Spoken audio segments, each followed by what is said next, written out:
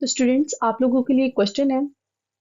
25 degree Celsius पे room temperature पे हमने एक बीकर लिया, उसमें 100 ml वाटर को फिल कर दिया। उसके बाद हमने 5 ग्राम सॉल्ट उसके अंदर ऐड किया और उसे डिसॉल्व कर लिया और एक सोल्यूशन बना लिया। जबकि दूसरी तरफ हमने एक और बीकर लिया, बीकर बी, और उसके अंदर हमने 5 ग्राम सॉल्ट को ऐड कर दिया। अगेन हमने 5 ग्राम सॉल्ट को ऐड किया, कंप्लीटली डिसॉल्व कर लिया और हम कंटिन्यूसली सॉल्ट को ऐड कर रहे हैं, जिससे क्या हुआ, सॉल्ट जो है बॉटम सरफेस पे एक्यूमुलेट होना शुरू हो गया। तो basically you have to identify that which beaker contain a saturated solution and you have to mention the reason as well. आप लोगों ने ये आइडेंटिफाई करना है कि इन दोनों बीकर्स में से किस बीकर के अंदर सैचुरेटेड सॉल्यूशन है और रीजन भी मेंशन करनी है। तो आप लेक्चर को अटेंटिवली देखें, सुने और उसके बाद जो है कमेंट सेक्शन में इस क्वेश्चन का आपने आंसर देना है। Assalamu alaikum students, this is me Abiha Ijaz and you guys are watching Innovative Science by Abiha Ijaz. तो स्टूडेंट्स सबसे पहले हम सॉल्यूशन के कॉन्सेप्ट को समझेंगे। अ homogeneous mixture form when a solute completely dissolve in a solvent. जब भी एक या एक से ज्यादा सॉल्यूट किसी भी सॉल्वेंट में कंप्लीट डिसॉल्व होके होमोजेनियस मिक्सचर बना लेते हैं तो हमारे पास सॉल्यूशन बन जाता है। अब क्वेश्चन ये अराइज होता है कि हम सॉल्यूट किसे कहते हैं और सॉल्वेंट किसे कहते हैं। तो सॉल्यूट हमारे पास हमेशा ऐसा कंपोनेंट होता है जो कि स्मॉलर अमाउंट में प्रेजेंट होता है, ठीक है। और जरूरी नहीं है कि सॉल्यूट जो है वो सॉलिड इन नेचर होगा, सॉल्यूट लिक्विड भी हो सकता है। The component that get dissolve present in the smaller amount, ऐसा कंपोनेंट जिसने डिसॉल्व होना होता है और वो स्मॉलर अमाउंट में प्रेजेंट होता है उसे हम सॉल्यूट कहते हैं। सॉल्वेंट की बात करें तो ऐसा कंपोनेंट जो डिसॉल्व करता है अपने अंदर सॉल्यूट को और वो हमेशा लार्जर अमाउंट में प्रेजेंट होता है, उसे हम बोलते हैं सॉल्वेंट। तो एग्जाम्पल में हम साल्ट सोल्यूशन लेते हैं, तो हमने बीकर में सबसे पहले 20 ml वाटर ले लिया, ठीक है। और हमने क्या किया बेसिकली कि उसके अंदर हमने सोल्यूट ऐड किया जो कि स्मॉलर इन क्वांटिटी है, ठीक है। यानी कि सॉल्ट ऐड किया, सॉल्ट क्योंकि स्मॉलर है क्वांटिटी में तो हम सॉल्ट को क्या कहेंगे, सोल्यूट कहेंगे, और लिक्विड लार्जर इन क्वांटिटी है तो लिक्विड को हम सॉल्वेंट कहेंगे। सॉल्ट को हम एंटर करेंगे सॉल्वेंट के अंदर, ठीक है, और यहाँ हमारे पास साल्ट सोल्यूशन बन जाएगा। तो बेसिकली इस तरह से हमारे पास होमोजीनियस मिक्सचर फॉर्म होगा। होमोजीनियस मिक्सचर हम कहते हैं कि जहां हमारे पास कंसंट्रेशन ऑफ सोल्यूट हर जगह पे इक्वल हो, ठीक है। तो ये बेसिकली हमारे पास सोल्यूशन का कॉन्सेप्ट है। तो स्टूडेंट्स इससे पहले भी हम सोल्यूशन की 3 टाइप्स को पढ़ चुके हैं, जिसमें हमने true solution, colloidal solution, suspension को डिस्कस किया। आज जिन टाइप्स को हम पढ़ने जा रहे हैं that is basically based on solute concentration, ठीक है। सोल्यूट को बढ़ाने या कम करने से किस तरह के हमारे पास सोल्यूशन बनते हैं ये आज हम डिस्कस करेंगे, और इसमें हमारे पास सैचुरेटेड और अनसैचुरेटेड सोल्यूशन आ जाता है। स्टार्ट करेंगे हम अनसैचुरेटेड सोल्यूशन से। तो स्टूडेंट्स रूम टेम्परेचर पे हमने 25 डिग्री सेल्सियस पे एक बीकर लिया, उसके अंदर 100 ml वाटर को ऐड कर लिया। देन हमने 5 ग्राम सॉल्ट जो है इसके अंदर ऐड किया और उसे कम्प्लीटली डिज़ोल्व कर लिया। अगेन इसी सोल्यूशन के अंदर हमने मज़ीद 5 ग्राम सॉल्ट को ऐड किया और कम्प्लीटली डिज़ोल्व कर लिया। अभी इस सॉल्ट सोल्यूशन में कैपेसिटी है कि हम इसमें मज़ीद भी सॉल्ट ऐड कर सकें, लेकिन इससे ज़्यादा हम सॉल्ट अगर ऐड नहीं कर रहे तो ऐसे सोल्यूशन को हम कहते हैं अनसैचुरेटेड सोल्यूशन। तो अब हम अनसैचुरेटेड सोल्यूशन की डेफिनेशन को देखेंगे। A solution that can dissolve more solute at a particular temperature, ऐसा सोल्यूशन जो किसी भी ख़ास टेम्परेचर पर मज़ीद सोल्यूट ऐड करने की एबिलिटी रखता हो उसे हम अनसैचुरेटेड सोल्यूशन कहते हैं, ठीक है। तो अनसैचुरेटेड सोल्यूशन को बनाते वक्त हम एक चीज़ को मेक श्योर करते हैं कि टेम्परेचर कांस्टेंट रहे, ठीक है। और अगर इसकी एग्जांपल देखें तो अभी हमने देखा adding 5 gram of salt to 100 ml water dissolve completely easily. तो बेसिकली हमने 5 ग्राम सॉल्ट ऐड किया था 100 ml वाटर में, और अभी इस सॉल्ट सोल्यूशन में कैपेसिटी थी कि इसमें मज़ीद सॉल्ट ऐड हो जाता, ठीक है। तो इस सोल्यूशन को हम क्या कहेंगे, अनसैचुरेटेड सोल्यूशन कहेंगे। करेक्टरिस्टिक्स ऑफ अनसैचुरेटेड सोल्यूशन को देखें। Solute is fully dissolve, solute जो है वो फुली डिज़ोल्व होता है। Solution is not yet saturated, solute जो है डिज़ोल्व है फुली और सोल्यूशन हमारे पास यहाँ सैचुरेटेड नहीं है। सैचुरेटेड सोल्यूशन की पहचान ये होती है कि वहाँ सैचुरेटेड सोल्यूशन में जो सोल्यूट है वो सेटल डाउन होना शुरू हो जाता है। ठीक है, तो बेसिकली अनसैचुरेटेड सोल्यूशन में सोल्यूट डिसॉल्व होता है लेकिन सेटल डाउन नहीं होता।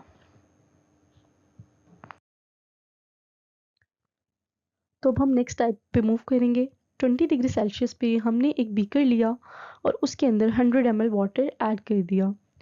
अब हमने 50.97 ग्राम शुगर इसके अंदर ऐड की बीकर के अंदर, ठीक है, और उसे डिज़ोल्व कर लिया। अगेन हमने सोल्यूट को यानी कि शुगर को ऐड किया, ठीक है, जिसकी अमाउंट हमारे पास है 50.97 ग्राम, और इसे डिज़ोल्व कर लिया सॉल्वेंट के अंदर। अगेन यही स्टेप हमने रिपीट किया दोबारा और शुगर को हमने डिज़ोल्व कर दिया सॉल्वेंट के अंदर, और फोर्थ टाइम हमने 50.97 ग्राम शुगर को दोबारा से ऐड किया और इस शुगर को कम्प्लीटली डिज़ोल्व कर दिया। अब अगर मज़ीद शुगर हम ऐड करेंगे तो ये शुगर एक्यूमुलेट होना शुरू हो जाएगी बॉटम सरफेस पे, ठीक है। तो ऐसी सोल्यूशन को हम सैचुरेटेड सोल्यूशन कहते हैं। जब बॉटम पे जो है सोल्यूट पार्टिकल्स इकट्ठे होने शुरू हो जाए तो हमें पता लग जाता है कि अब पर्टिकुलर टेम्परेचर पे यानी कि 20 डिग्री सेल्सियस पे मज़ीद सोल्यूट को डिज़ोल्व नहीं किया जा सकता। ये इस चीज़ की आइडेंटिफिकेशन है कि अब हमारे पास सैचुरेटेड सोल्यूशन फॉर्म आउट हो चुका है, ठीक है। तो अब ये जो सोल्यूशन है सोल्यूट के ऊपर, ये हमारे पास क्या है, सैचुरेटेड सोल्यूशन है। तो अब हम सैचुरेटेड सोल्यूशन की डेफिनेशन को देखेंगे। A solution that contains the maximum solute dissolved in a particular amount of solvent at a given temperature. Basically हम लोगों ने constant temperature पर और specific amount of solvent के अंदर कितना maximum solute डाल के solution बना सकते हैं, ठीक है, ऐसे solution को हम saturated solution कहते हैं। Example में अभी हम लोगों ने 203.9 ग्राम शुगर ऐड की 100 ml वाटर में। भला कैसे? हम लोगों ने 4 टाइम्स जो है 50.97 ग्राम शुगर ऐड की, ठीक है, जो कि अप्रॉक्सीमेटली हमारे पास 203.9 ग्राम शुगर बन जाती है, ठीक है। हम लोगों ने 203.9 ग्राम शुगर को ऐड किया 100 ml वाटर में, जो कि इजीली डिज़ोल्व हो गया, और अगर इससे ज़्यादा शुगर ऐड की थी तो वो बॉटम में एक्यूमुलेट होना शुरू हो गई थी। तो यही निशानी होती है सैचुरेटेड सोल्यूशन की कि अगर शुगर एक्यूमुलेट होना शुरू हो जाए बॉटम में और मज़ीद डिज़ोल्व ना हो तो ऐसे सोल्यूशन को हम सैचुरेटेड सोल्यूशन कहते हैं। कैरेक्टरिस्टिक देखें हम सैचुरेटेड सोल्यूशन की। Extra sugar settles at the bottom and no more dissolves, show limit of solubility for a substance in a solvent. अगर एक्स्ट्रा शुगर जो है प्रेजेंट होती है सोल्यूशन में तो वो क्या करना शुरू कर देती है, सेटल करना शुरू कर जाती है बॉटम में, जिससे हमें पता लगता है कि मज़ीद डिज़ोल्व नहीं हो सकता हमारे पास सोल्यूशन के अंदर, और इससे हमें बेसिकली लिमिट ऑफ सॉल्युबिलिटी का पता चलता है किसी भी सब्सटेंस की सॉल्वेंट के अंदर। तो स्टूडेंट अब हम प्रोसेस ऑफ डिसोल्यूशन को समझेंगे, उसके बाद जो है हम कंपेयर करेंगे डिफरेंट सोल्यूट्स की सॉल्युबिलिटी को, और उसके बाद उनके स्ट्रक्चर देख के इस कॉन्सेप्ट को अच्छे से अंडरस्टैंड करेंगे। प्रोसेस ऑफ डिसोल्यूशन में पहला स्टेप होता है सोल्यूट को ऐड करना। तो हम स्टार्ट करते हैं सोल्यूट को ऐड करना, और सोल्यूट जो है हम यकदम बहुत सारा नहीं डाल देते, हम थोड़ा थोड़ी अमाउंट करके जो है सोल्यूट को ऐड करते हैं, ठीक है, और साथ साथ हम स्टिर करते हैं और वाटर को भी ऐड करते हैं। Start with small amount of sugar in water and stir. Second step है हमारे पास observe dissolution. Sugar dissolve easily initially as solution is unsaturated. Starting phase में जो शुगर है वो इजीली डिसॉल्व हो जाएगी, क्यों? क्योंकि सोल्यूशन अनसैचुरेटेड होता है, यानी कि सोल्यूशन में कैपेसिटी होती है कि सोल्यूशन मजीद शुगर को डिसॉल्व करे। सैचुरेशन पॉइंट कहाँ आता है? Eventually no more sugar dissolve, excess settles at bottom. और एक पॉइंट आता है शुगर डिसॉल्व करते करते कि जहाँ मज़ीद शुगर डिसॉल्व नहीं होती और एक्सेस शुगर जो है वो बॉटम ऑफ द बीकर में कलेक्ट होना शुरू हो जाती है। मीन्स कि यहाँ हमारा जो सोल्यूशन है वो सैचुरेटेड हो गया है। सैचुरेटेड सोल्यूशन की पहचान ये होती है कि वहाँ जो है सैचुरेटेड सोल्यूशन में अगर सोल्यूट नीचे कलेक्ट होना शुरू हो जाए बीकर के तो पता लग जाता है कि सोल्यूशन जो है अब हमारा सैचुरेटेड हो गया, यानी कि सैचुरेशन पॉइंट आ गया। नेक्स्ट मूव करें तो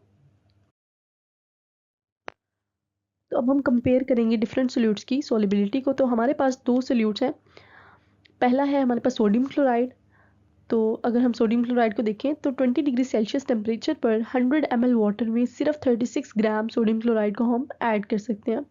जबकि हम टेबल शुगर की बात करें तो 20 डिग्री सेल्सियस टेम्परेचर पर 100 ml वाटर के अंदर हम सिर्फ जो है 203.9 ग्राम शुगर को डिज़ोल्व कर सकते हैं। अब हमें डिफरेंस काफ़ी ह्यूज नज़र आ रहा है कि सोडियम क्लोराइड के केस में सिर्फ हम जो है 36 ग्राम सोडियम क्लोराइड को ऐड कर सकते हैं, लेकिन शुगर के केस में हम 203.9 ग्राम शुगर ऐड करते हैं।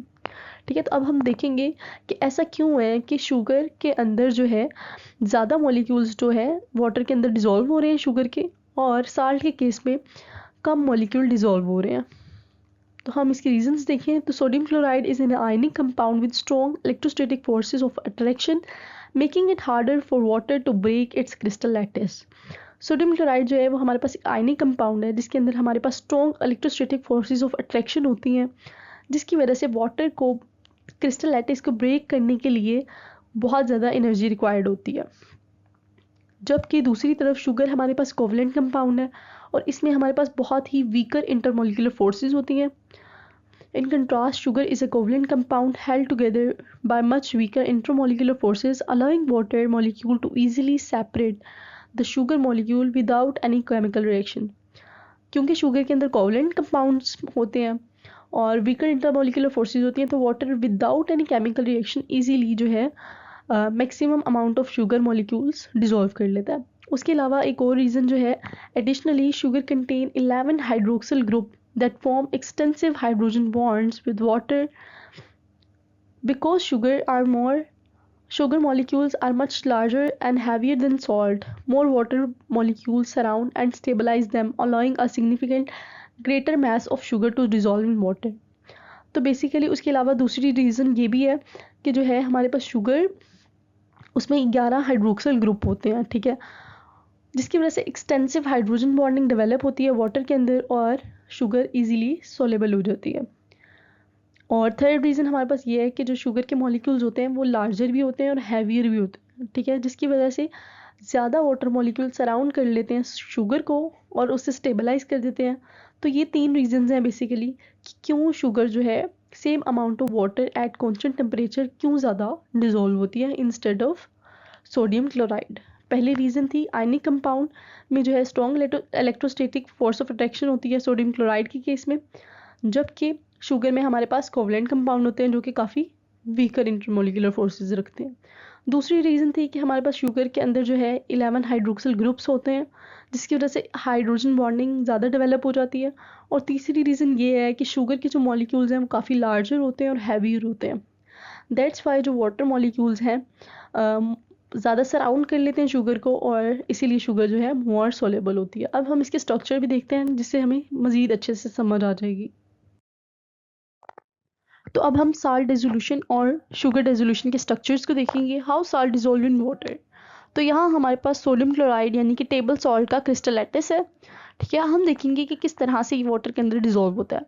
तो वाटर के अंदर मौजूद पार्शियल नेगेटिव ऑक्सीजन अट्रैक्ट हो जाता है सॉल्ट के सोडियम आयन के साथ और वाटर के अंदर मौजूद पार्शियल पॉजिटिव हाइड्रोजन अट्रैक्ट हो जाता है क्लोराइड आयन के साथ, ठीक है। इस तरह से बॉन्डिंग फॉर्मेशन करते हैं, ठीक है। और इनके बीच में जो बॉन्ड्स बनते हैं, जो फोर्स ऑफ अट्रैक्शन होती है वो होती है इलेक्ट्रोस्टैटिक फोर्स ऑफ अट्रैक्शन, जो कि काफ़ी स्ट्रॉन्ग फोर्स होती है, जिसकी वजह से बहुत ज़्यादा जो है डिसोल्यूशन नहीं हो पाती सोडियम क्लोराइड की वाटर के अंदर।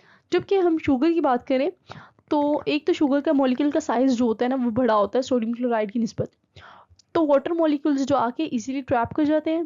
सेकेंडली जो वाटर के मॉलिक्यूल के अंदर फोर्सेस होती है ना वो कोवलेंट फोर्सेस होती हैं जो कि वाटर मॉलिक्यूल इजीली ब्रेक करके जो है इसके साथ बॉन्ड फॉर्मेशन कर लेते हैं, ठीक है। उसके अलावा जो है शुगर के पास जो है वो 11 हाइड्रोक्सिल ग्रुप्स होते हैं जिसकी वजह से एक्सेसिव हाइड्रोजन बॉन्डिंग क्रिएट होती है और हमारे पास जो है शुगर इसलिए जो है वाटर के अंदर ज़्यादा डिसॉल्व करती है सोडियम क्लोराइड की निस्बत। स्टूडेंट्स, अगर आपको लेक्चर की समझ आ रही है तो चैनल को लाइक शेयर सब्सक्राइब करना मत भूलिएगा। तो सैचुरेटेड और अनसैचुरेटेड सॉल्यूशन के एंड पे आपके पास इंटरेस्टिंग इन्फॉर्मेशन आपकी बुक में मेंशन है कि एवरीडे मिक्सचर्स जो हैं वो हर जगह प्रेजेंट है। जिस तरह के एयर है वो भी मिक्सचर ऑफ गैसेस है जिसमें हम सांस लेते हैं, ठीक है। एयर में बहुत सारी गैसेस आ जाती हैं जिस तरह कि hydrogen, carbon dioxide, nitrogen, sulphur, ठीक है। फूड भी जो है हमारे पास मिक्सचर है। फूड में हमारे पास डिफरेंट जो हैं सब्सटेंसेस हैं, जिस तरह की कार्बोहाइड्रेट्स, विटामिन, ये सारे जो हैं मिक्सचर्स हैं। उसके अलावा हमारी बॉडी में मौजूद फ्लूइड्स भी मिक्सचर के एग्जाम्पल हैं। Highly regulated liquids mixture for health and functions. Body की हेल्थ और फंक्शन को रेगुलेट करने के लिए जो है बॉडी में जो फ्लूइड्स होते हैं वो प्रेजेंट होते हैं, और ये फ्लूइड जो होते हैं वो मिक्सचर की फॉर्म में होते हैं। Steel is a solid mixture of metal use widely in construction. Steel जो है वो भी हमारे पास मिक्सचर है जिसे हम वाइडली कंस्ट्रक्शन में यूज़ करते हैं, ठीक है। So that's all for today's lecture.